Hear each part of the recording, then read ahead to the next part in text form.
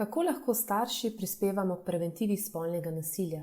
Za uspešno preprečevanje in ustavljanje spolnega nasilja je pomembno, da se z otroki in mladimi pogovarjamo o tem, kaj je spolno nasilje. Predstavimo jim dejstva in jim pomagamo, da spremenijo morebitna zmotna prepričanja.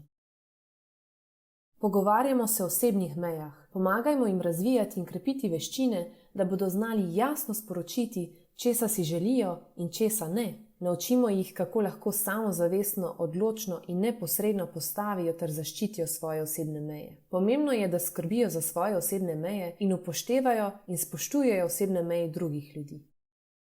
Naučimo jih prepoznati in spreminjati tudi zmotna prepričanja o tem, kakšni naj bi bili moški, na primer dominantni in močni, in ženske, na primer podrejene in šibke, ali kako naj bi se vedli v odnosih.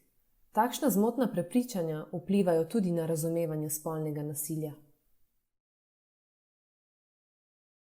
Predstavimo jim razliko med spogledovanjem in spolnim nasiljem. Spogledovanje je želeno obojestransko izražanje naklonjenosti, pri čemer se osebi spoštujeta ter vzajemno upoštevata osebne meje in želje. Spolno nasilje pa je enostransko in za osebo, ki doživlja nasilje, neželeno, neprijetno in neprimerno.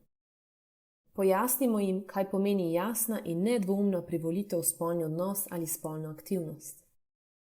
Povejmo jim, da nasilje nikoli ni pravi način za ravnanje v partnerskih ali drugih medosebnih odnosih. Jasno predstavimo, da tisti, ki doživlja nasilje, ni nikoli odgovoren za nasilje.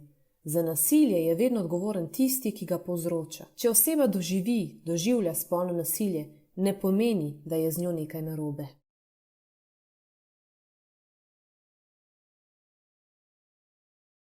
Pogovorimo se o tem, kako bi se lahko odzvali, če bi doživeli izkušnje spolnega nasilja, bodisi strani koga od vrstnikov ali vrstnic ali strani odraslih.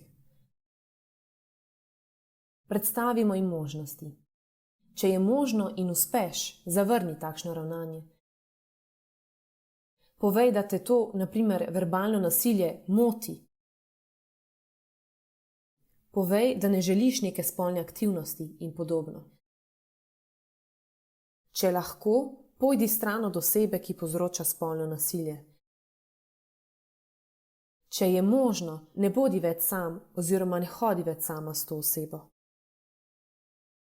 Povej o tem, kar se ti je zgodilo nekomu od odraslih doma in oziroma ali v šoli. Pogovorimo se, komu vse bi lahko povedali oziroma koga vse posamezne osebe ali organizacije bi lahko prosili za pomoč, če bi doživeli spolno nasilje. Poišči zdravniško pomoč, če jo potrebuješ. Pri tem ti lahko pomaga kdo od odraslih, ki jim zaupaš. Včasih je potrebno podati prijavo spolnega nasilja. Če je mogoče, izvedi ta korak skupaj z nekom od odraslih, ki jim zaupaš. Povejmo jim, da niso krivi, če se jim zgodi spolno nasilje, ne glede na to, kako so se odzvali in tudi, če se niso mogli odzvati. Včasih se žrtve precej obremenjujejo s svojim odzivom in se krivijo za nasilje, ki so ga doživele. Krepimo zaupanje v odnosu z njimi, da se bodo lahko obrnili na nas, če bodo potrebovali podporo in pomoč. Bodimo dober model in tudi sami spoštujmo meje drugih in zahtevajmo, da drugi ljudje spoštujejo naše meje.